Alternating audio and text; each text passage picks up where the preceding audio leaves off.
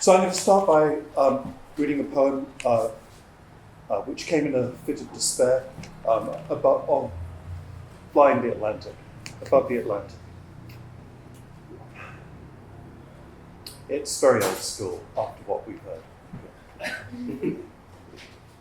Time to name names, names of those faint travellers lost in the Mediterranean or at a monitored branch, military zone like a firebreak, those lost in the woods. Scrub their names, undocumented, eyes blank that range for lodging on the phenomenal, eyes slide off the profiteers in stab vests, head guards. Every one of the travellers was scrubbed anonymous, the nominally protected being already white enough, covered in newsprint, at home, far from innocent. Time to make tracks when the compelling evidence, nothing more than water bottles with sunken cheeks, crackles in heat. Best make tracks, clear away their detritus. Who can plot one's trajectory from cargo hold to the managed kitchen garden, plummet of a frozen body blanked out faster than can contrails? Look, see, shore advanced to schedule, London tilted for display, eating the air, destined to melt away. Then look catastrophe head on, no flicker or ghosting, show full living colour of death, on a palm-fringed shore where impulsive travellers people watch above low tide. Lost subjectivities, dreamt of safety, work, a future that ever unnotified, 1,000 detached children are blinking out, detached houses strobing while their projectors die, or those they project dying of thirst, travel scarified on foot, dull, thirsty children's pebble eyes. So I'm going to read some short poems from this book, which starts with 3 extended sequences, which are too long for me to read this evening. So I've just chosen a few short pieces. Remote Song. This is a hospital poem. On polythene, the leavings of syntax wipe off. Let's adjust the new mask drawn from store, screws to respond, beside a tubular bedstead, harness flopping back. Aerosols cough fitfully through flat and filtered air. Across dull glazing, birdsong drips. As marked, insert drain. A trickle tapped from a song thrush won't flush through machinic hum, tremor-tuned, depending fish pout. Stooped swans strain for a leaden chime. Tear streaked fumerums, smudge clinging blinds urging clear, cuts to unchoke down their sentence, strapped breath to wall, curriculum to a far pump, conjoin in sound ticking tirelessly. And lifted in chorus, the faltering verbs spill, air scatters labour that a flock thumps at glass, eking out such as leave flipped clumps.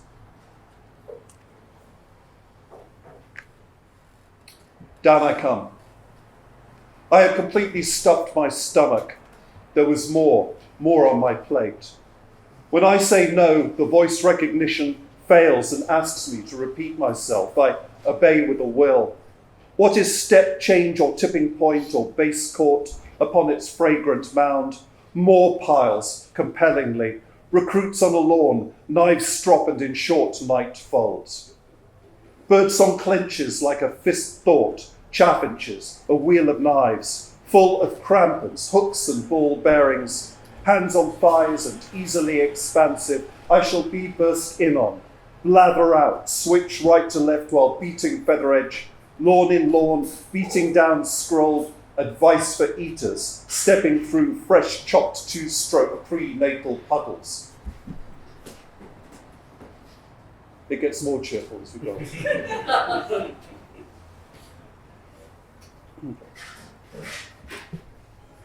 Alizarin. The breathing pillow is rolled out. Birdsong is scattering its first sharp notes. Thick birdsong carpets the orchard. Curls of cold night air stir rags of blossom. Went cast forth into diversions of our own, forging our way for no way lay before. Through immense foggy banks, roll on roll of barbed fog, spikes of juniper, sharp erect fins, tongue lashings, measly and obscure stars rashing inconsistent fields. A dawning in pink tinge was despondent, not dawn as dreamt towards, but low slung, singing for our bated breath, dangled off sticking points, pinned on nothing much. In response, when boughs lash out as dawn shrugged off gnarly barked apple orchards, curled tufts of mist dragged in moss, here lay aspects. These have to be touched, have to be imagined hard. What is walked on, sailed above, stung into the surfaces, made actual and innovated, paths to walk across in a state of helmsman calm. Beside one we have to murder, pack down. Dredgers strip clean the seafloor, and the heights once scaled were fire-raked. Seams plough the air, need that underpins, puckers shipping lanes, thickens foam. Tracks metalled, splotches hang as apples. Lissets in rotation scald. As solder spots at first frost, their death becomes permissible. Time turns to gravity, grinding to a halt. A red gold runway gleams on a frozen lake. 7 suns balance in the realm of animals, 7 suns balance in the realm of ghosts. High air burns while gravity releases song, song clattering upon ice like arrows. This is a poem called Hinges. It's dedicated to Jessica Stockholder, who is the artist who did the cover for this book and who mainly works with elaborate assemblages and installations. Wings that will alleviate, keys bunched under a gloss black coping. Wings that willing long-haul grace slide their ailerons of red, blue and purple. Sails for a supposed earth, a speculation apt to be defunded and wound up. Wings whose metal flaps on curved space shake off their clips, billowing. Being how the door panels gleam at night in their strip. Being how they gull-wing Earth's vehicle, wobble and then flap, compost undercarriage. Carcass that elects metal heart for its official nest of drawers light settles in, the fund of shrimp, a fund of cracking ice. Still a modular steel tube blows the hoopla feathers up. Suppose the yellow and black and pale and hectic red, suppose. Colour strip that shoots its rising thermal, floats its dazzle strip and half moon and wing, over the compounding force trained on a transient, scuttled by a pontoon, military road, this or that, blockaded shore, a supposition causeway. Wings that will alleviate, compacted in their season, uncleave, ribbon, barcarolles encrypted in the clay, plum blossom scrolls shrunk into nodules, bound to shake open. Wings that sweep vermilion curves, yearned for that behind ruffle muslin from an engine block. The gangway has been folded, belt snag, spinnakers of mud music, sheets catching their accordant breeze. Suppose sheets were washed and pressed as though guests might call. Air miles still plummet in their ice chunks, fume from nimbostratus pits, tenender get ripped off jagged peaks. Above the fledgling city, clauses clack.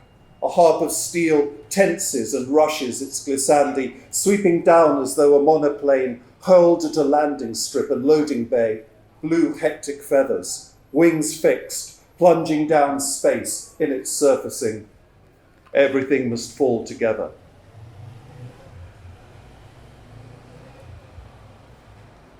Against Sleet. Sounds like a very British title, really. Against Sleet.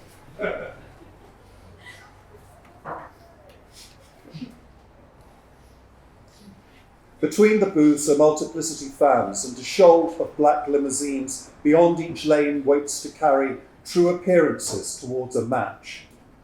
Bricks are true likewise in courses, body doubles wait in absurd hats by the bus stops. Enough. Modules suffocate, and shall paving stones flip to release crowds of the dead bent on disinterring keys or lost combinations, seeking the digits stamped on one brick among these sheer cliffs of acoustic control. They scrabble up smooth walls, skin their alive knees and knuckles, but will not get hurt, however loudly they cry out. all shrivels in an instant to less even than a dot. 2 dots winking with an uttermost and desperate desire to stay illuminated, for the ebbing fire to be drawn by an immense draught of love. Then a scratch as of a flint, and then a beach rattling with wet flint, for no scratch now can catch the sere fern's fire. Pan to a mountainside marble offcuts litter, slipping after blocks have been carted and ferried. Some slip can be redemptive, scrape shins to bone, and the sketchy reborn bash about in self-damage, patching and bruising their impeccable and lightweight bodies, too lightweight to live. Fireflies die disdained by these returning for the numbers that might unlock their outline organs. They scurry and they scrabble while the lone fleet finishes its deathly ellipsis. Stars are fizzling out above the shunting yards, above the toll plazas, above the reception facilities that check biometrics. 2 dots intensify and kindle on a flub of linen. So the god decreed. All his answering compassion brought to bear its breath on dots that flaring fade. Would have to burst, as blossom bursts between along across tiled boughs, horizoning in breeze, bursts on one look, its more alert at signalling its pillow, muzzled by a flying, further clouded sky is shaking loose, tangled with the fragrant, bright swirl of scent, an unimpeded, joyous jostle. And last, this poem is called Fushine. It's for Andrea Brady. Fushine. As though the overcast might tweak an airman's maps, his foretelling. As though in chains of stop-start ischemia, I count myself unstressed. I walked along the human promontory, rough-tongued as sugar paper, walked from the metal basher's shop. Vinegar and cayenne sprinkle spiked my glass of milk. Well-set icing blistered. Ice set into capsize. I walked through the empty lot, the enormous empty lot, towards the store beckoning me. Soon I turned my back on every now forgotten unit. Get yours, I said, get yours. And I kept mine in ghost capital. Such was our material ease that year in plenteousness in full flush. Sumptuous but interfusing, basking all the while June was leaching sweetly, bite like molasses. The block the far side of the apron squatted with capacity. Happy to take things as seen, I browsed, I window sloped, honey lanyards brushed my lips. Then I too was stopped by the incident, the episode, the voice that spake. Lushness hit the doldrums. Frigate birds collapsed on ice, wings like stick pyramids.